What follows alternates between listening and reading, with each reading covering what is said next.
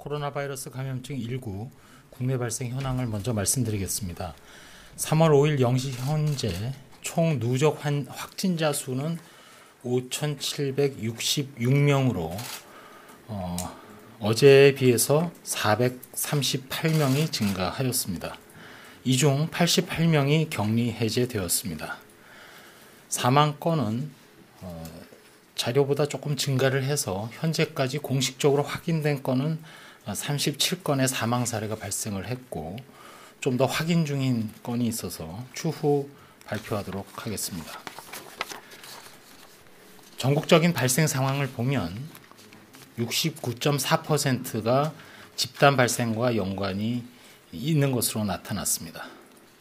기타 산발적 발생 사례 또는 조사 분류 중인 사례가 약 30.6%이기 때문에 이 부분을 더 조사하고 분류를 하면 집단 발생 연관 규모는 더 커질 수가 있습니다. 특별히 세부적으로 들어가서 신천지와 관련된 사례가 현재까지 조사 분류가 끝난 사례 중에서도 전국적으로 59.9%, 60%에 이르고 있습니다. 대구광역시로만 얘기한다면 신천지 대구교회 관련 발생이 69.6%로 가장 많고, 신천지 신도들에 대한 접촉자 조사 과정에서 집단 시설이나 의료기관 등을 중심으로 발생을 확인하고 추가로 조치를 취하고 있습니다. 특별히 경상북도 지역에서는 봉화군 소재 푸른요양원에서 현재까지 36명의 확진 환자가 새로 발생하는 등 저희가 우려하고 있는 것은 새롭게 집단 시설을 중심으로 계속 발생이 확인되고 있습니다. 특별히 이미 오전에 발표된 감염병 특별관리 지역인 경산 지역을 중심으로 해서 신규 환자가 증가 추세를 보이고 있는 상황입니다. 중앙방역대책본부에서는 이에 따라 국민들께 개인위생 수칙 준수 및 사회적 거리 두기에 대한 실천을 계속 당부드립니다. 가능한 한 모든 모임 그리고 외출을 자제해 주시고, 발열이나 호흡기 증상이 있는 사람과는 접촉을 피해야 됩니다. 특별히 폐쇄된 공간에서 많은 사람들이 모이는 장소에 종교 행사 등에 대한 방문이나 참석은 최대한 자제해 줄 것을 부탁드립니다. 또한 각급 기관 또 기업 등에서는 온라인 근무, 재택근무 등을 적극 실시해 줄 것도 권고드립니다.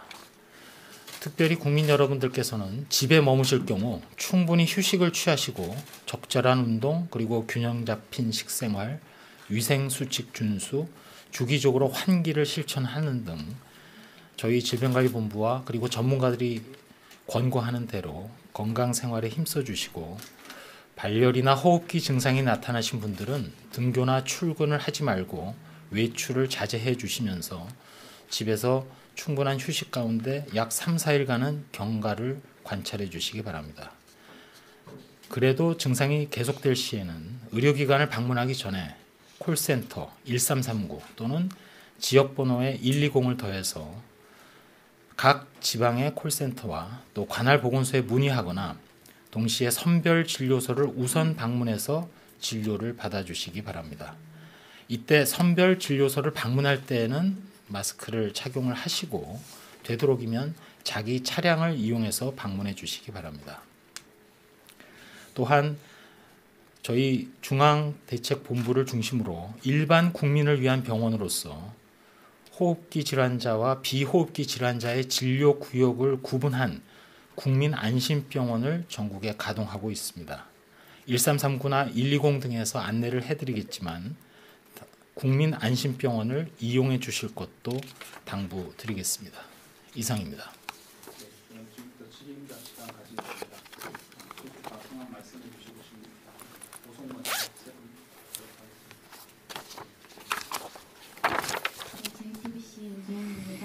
오늘 격리 해제자분들 47명으로 좀 많이 나왔는데 어떤 완치자들인지, 그러니까 어떤 환자들 중심으로 완치가 많이 됐는지, 그리고 이분들이 전부 다 2번 음성 나온 환자들인지 말씀 부탁드리고요. 또 증상이 나아져서 격리 해제는 아니고 퇴원한 환자들 몇 명 정도인지랑 이분들이 다 생활치료센터로 간 건지 아니면 어떻게 조치가 된 건지도 궁금하고, 국가지정 병상에 현재 입원 중인 경증 환자 몇 명 정도로 파악하시는지, 그리고 이분들을 다 옮길 대상으로 보면 되는 건지 파악된 만큼 좀 부탁드리고, 마지막으로 그 경증, 중증 분류 지침에 기저질환자를 경증으로 분류했다가 지침 수정했다는 내용 있는데 확인 부탁드리고, 다른 혈압이나 이런 기준도 애매하다는 지적이 있는데 어떻게 보시는지 여쭙니다. 예, 지금 총 4가지 질문을 하셨습니다. 현재 격리 해제된 누적해서는 총 88분이 격리가 해제가 되셨습니다. 현재 이제 변경된 지침에 따른 격리 해제 기준은 퇴원 기준과 또 다르게 발병일로부터 3주가 지날 후에는 격리가 해제될 수 있습니다. 검사가 없더라도. 당초는 반드시 이제 PCR 통해서 음성 검사가 확인돼야만 되는데, 또는 격리 해제 기준 중에 하나는 3주가 다 지나지 않아도 PCR 검사를 통해서 음성이 확인이 되면 격리 해제가 가능합니다. 근데 현재까지는 다 PCR 검사를 통해서 음성이 확인된 상태로 격리가 해제가 됐고, 지금 이제 변경된 지침에 따라서는 여러 가지 저희가 환자의 그 상태, 또 외국에서의 문헌, 특별히 바이러스의 양 자체가 발병일로부터 거의 3주가 되면 바이러스 양 자체가 거의 발견이 안 될 정도로, 아예 발견이 안 되거나 의미 없는 정도 수준까지 떨어지는 걸 확인했기 때문에 그런 지침 개정을 해서 앞으로는 그런 거에 따라서, 그런 기준에, 우리의 그 방대본의 코로나19에 대한 지침에 따라서 시행이 될 것이고, 따라서 앞으로는 검사 없이도 격리 해제를 할 수 있고, 또 그렇게 할 수 있는 근거와 지침이 마련되어 있다는 말씀도 드리겠습니다. 현재까지는 검사 없이, 다시 한번 말씀드리지만, 격리 해제된 사례는 현재까지는 없는 것으로 파악을 하고 있습니다.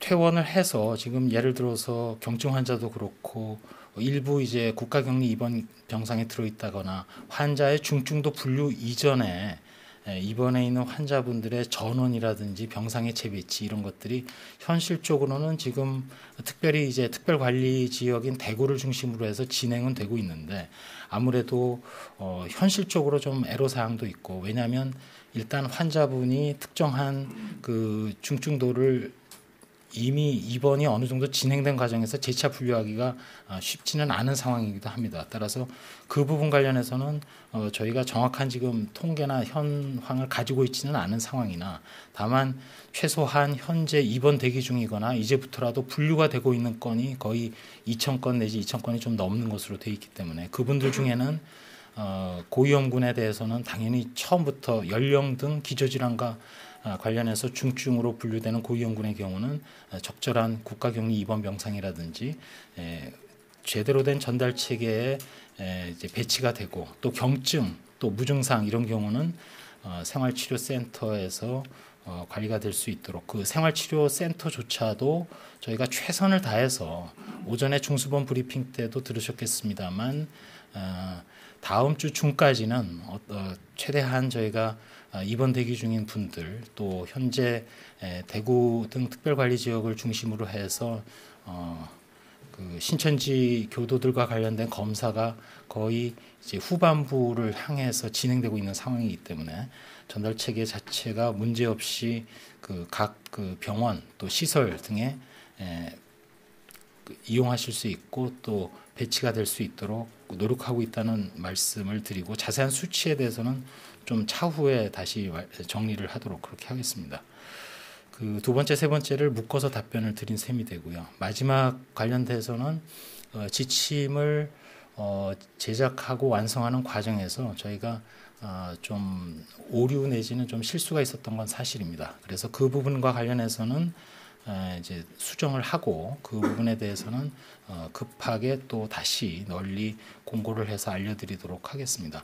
이러한 일이 발생하는 이유는 저희가 의견을 수렴하는 과정에서 각 그 학회라든지 전문가분들하고 의견 교환이 이루어지는데, 그 과정에서 좀 일부 그 실수라고 해야 될 수 있는 그런 그 좀 제작 과정에서의 문제로서 그런 일이 지적이 됐는데 그런 일이 절대 발생하지 않도록 최소화되도록 더 노력하도록 하겠습니다.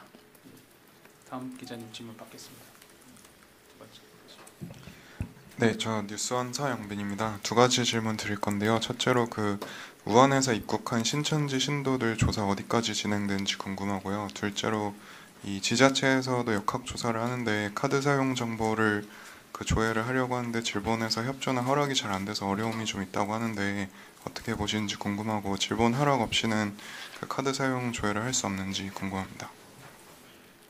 네, 첫 번째 부분과 관련해서는 지난번부터 계속 말씀을 드리고 있습니다만 그 전체 대상 중에서 약 반 정도는 어찌 보면 그 정확한 뭐 주민등록번호라든지 개인 신상에 대한 정보가 충분해서 출입국 자료와 함께 저희가 신천지 신도에 관련된 자료를 가지고 분석을 했고 그 중에 유의한 사례가 한 2건 정도는 나왔는데 발병 시기라든지 이런 걸 볼 때 현재의 그 초발 내지는 발병의 감염원이 됐으리라고는 보기는 좀 어려운 상태이긴 합니다. 다만 그 2건 중에서도 한 건의 경우는 아직 조사가 다 끝난 것은 아닙니다. 무슨 얘기냐면 이제 발병일과 관련해서 당사자에게 저희가 인터뷰를 통해서 확인은 했는데 혹시라도 물론 이제 건강보험을 이용하게 되면 저희가 DUR 같은 걸 확인해서 그 확실한 의료기관의 이용이나 이런 건 알 수 있지만 예를 들어 그냥 그 일반 의약품으로 만약 해열제를